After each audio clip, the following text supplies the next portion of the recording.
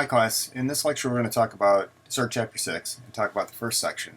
Chapter 6 is all about telescopes and how telescopes work. But to understand that we need to also understand a little bit about how very basic things work, like eyes and cameras and stuff. So all these devices use light, they take light in and they form an image from the light that they see. So in this first section we're going to talk about eyes and basic things about cameras, not a lot of details, just some of the basics.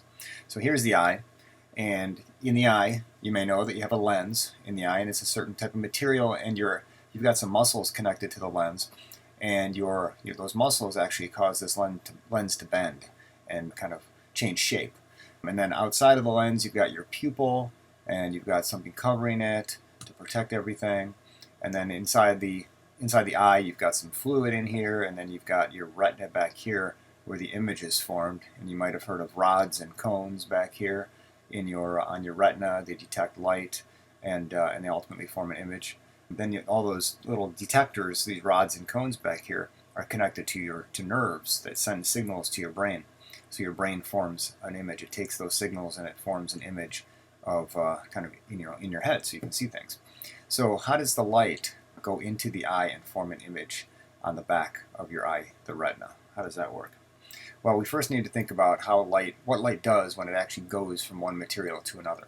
So for example, this is like a light wave coming along here, and it's going from air, so this is air out here, into glass. And what happens anytime any kind of a wave goes from one material to another material, in this case light going from air to glass, the wave bends. The direction of the wave bends. So initially the wave is traveling this way, and now it's traveling at a slightly different angle this way. There's also reflection. There's always reflection as well.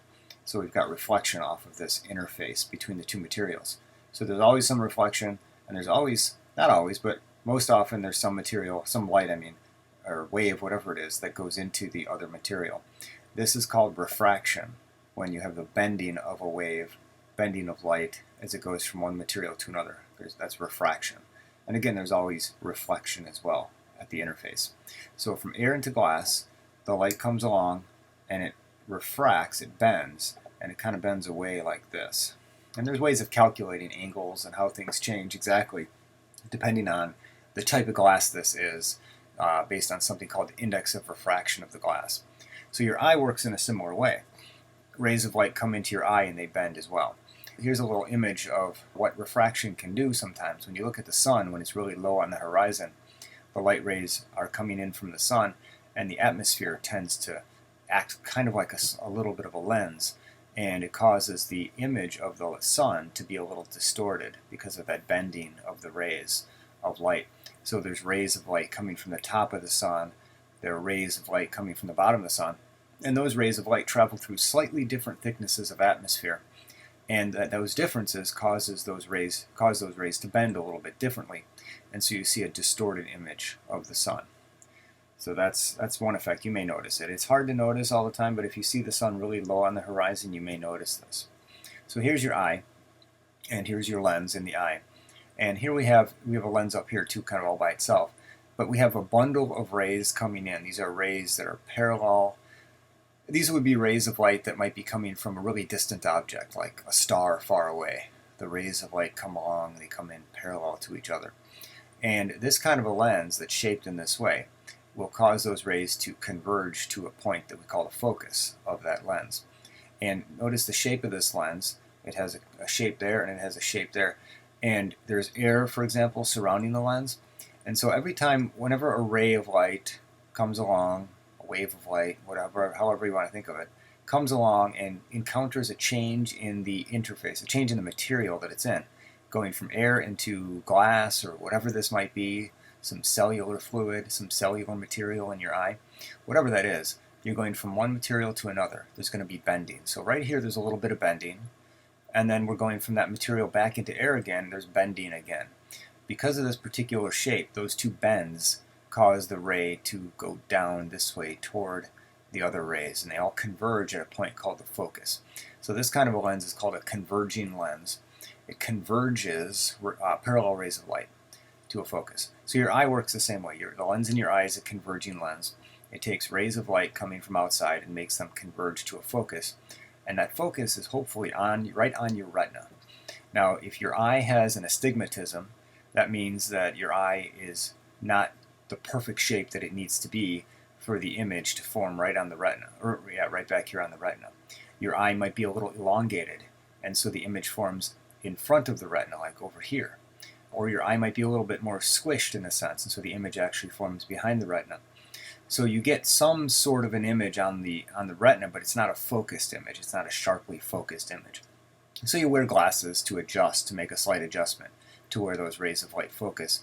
And the glasses are just another lens that you put out here that either add a little bit of focusing power or take away a little bit of focusing power, depending on how your eye is behaving, whether it needs to focus further back or further forward. So that's basically how your lens works. It takes rays of light and focuses them to a point, parallel rays of light coming in focus to a point on the retina. Well, what about things that are not parallel rays coming in? So here's a dog, as you can see, and there are rays of light coming from every single point on the dog. That's why we can see every single point on the dog, because there's light coming from every single point on the dog. And if you choose one point, for example, on the head, you can think about various rays of light coming from that point, going in various directions. Well, those rays are not parallel to each other. They're coming along and they're kind of diverging from each other. But if those rays were to go through this converging lens, these purple rays, what that converging lens will do, these rays are diverging from each other. That converging lens will cause these rays to actually bend back together again. So this ray comes along like this, it bends back this way. This ray in the middle comes through here. It pretty much just goes straight if you go straight through the center of the lens. And then this ray along the top comes along and it bends down this way. So the converging lens takes all these diverging rays and makes them converge to a point. And so you will see at that point a focused image of the head of the dog. At that point right there, those rays are focusing. Those rays from the head of the dog are focusing at that point. So you'll see a focused image of the head of the dog. Now if you look at other parts of the dog, like the bottom, the paw here in the front, there are rays of light coming from that paw. Well, those rays of light are going to go through the lens too, or some of them will. And they're diverging at first. They're going to continue to diverge until they get to the lens. The lens will bend them and cause them actually to converge, to come back together again. And they'll form an image up here. And you can see how the rays coming from the head are kind of traveling downward, while the rays coming from the foot are kind of traveling upward. And so the image that you get is an image of an upside down dog. The rays of light coming from the foot, the paw, are up above the rays of light coming from the head in the image, in the focal plane where all these rays are focusing. And so your image with a single lens is always going to be upside down. And that's actually what's happening in your eye. The image of anything you see is actually upside down. Well, we don't see things upside down. We see things right side up. And so through experience, when you were a baby, seeing things, and feeling things and interacting with things, you eventually learn what things really look like. Your brain takes this image and flips it over and makes it look, the normal way that you see things. You can do an experiment, and this has been done before, where you put some sort of a lens in front of this eye in such a way that it flips the image around upside down, so that when your eye gets it, the image is actually formed right side up on your retina. So if you form an image that's right side up on the retina, your brain will actually see it as being upside down. So you can put these glasses on that'll make everything turn upside down. That would be really uncomfortable probably, and you probably wouldn't want to have them on for very long. But they did do this with a group of people, and I don't remember exactly when it was, but we can look it up. But they had people wear these glasses for a while, and eventually, as these people interacted with things, as they walked around and they used their other senses to give their brain feedback, the brain started turning those images back around, and so it's kind of turning those images back right side up. Even with those glasses on and with an image that's right side up on the back of the retina, your brain realized that wasn't quite right and fixed it. Well, then, once that was done, then the people took the glasses off. They took those glasses off, and then everything was upside down again, because they had trained their brains to take that right side up image and connect it with everything that they're experiencing in the world. Now suddenly the image is upside down again, and your brain then again turns everything upside down, and then you're confused for a little while. But again, you start experiencing things, you use your senses, you touch things, you feel things, you walk around, and again you retrain your brain, and your brain then understands what's going on with this upside down image on the back of your retina. So you can play tricks on your brain with glasses and lenses and so on. So that's how the eye works. That's just the very basics of how the eye works. A single lens turning images of objects upside down on your retina, but your brain understands that and kind of flips them back right side up in your brain. Here's a camera. Camera works in a very similar way. Most cameras have multiple lenses in them, but here's just a very, very simple camera with a single lens. And again, the rays come in, they bend, they form an image, and the image might be upside down on the back of this camera. If you have other lenses involved in the camera, the image might be right side up. So it kind of depends. There could be mirrors in there and things. So it depends. But in this case, with a single lens, you'll have an upside down image on the detector here. And in modern cameras, the digital cameras, that detector is a CCD, a charge coupled device. It's an electronic device that detects light, and it converts light into electrons, into charges, and then electronic circuitry measures those charges and forms an image based on the amount of charge in each location. So that's how the basics of how the camera works. We're not going to worry anymore about any other details. So once you have that image in the camera, then astronomers can go through and they can use computer programs and stuff to do all kinds of things with the image. Change the colors of it to represent certain things like maybe temperature or stuff like that. Sharpen the image a little bit. Maybe superimpose it with another image to get more detail and so on. So the basics of this first section are just talking about how light goes through a lens, a single lens. And a single lens is your eye or a basic camera or a very basic telescope. A very basic telescope has one main lens, so we'll talk about these. That's one type of telescope at least. Other telescopes use mirrors to focus light, so we'll talk about those as well. So there's an interesting website. If you use the Google Chrome browser, so let me switch over to that. If you use the Google Chrome browser, you can go to what's called the Chrome store, the Chrome web store. You type in chrome.google.com to take you to a web store where you can either purchase or you can install free little applications you can run within the web browser. So I typed into the search box here ray optics, and there's an application that shows up down here. It's called Ray Optics Simulation, and that's kind of neat. It's actually kind of interesting to play with. It's free, so I installed it. And once you install it and you go over to apps over here on your browser, you can click on that and you can run Ray Optics. It shows up as a list of apps that you have available. So what you can do with this is you can make the screen bigger, make it a little bit bigger to see everything. It's very exciting.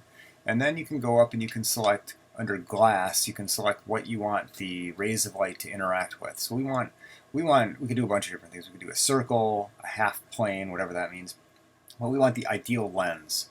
So click on ideal lens, and then when you come down into the window, when you click once, and then you drag down and you can create a lens. And you can make it long so it's big, it's a big lens, and you can make it short. We'll make it fairly long like this. And then click again to kind of set it in place.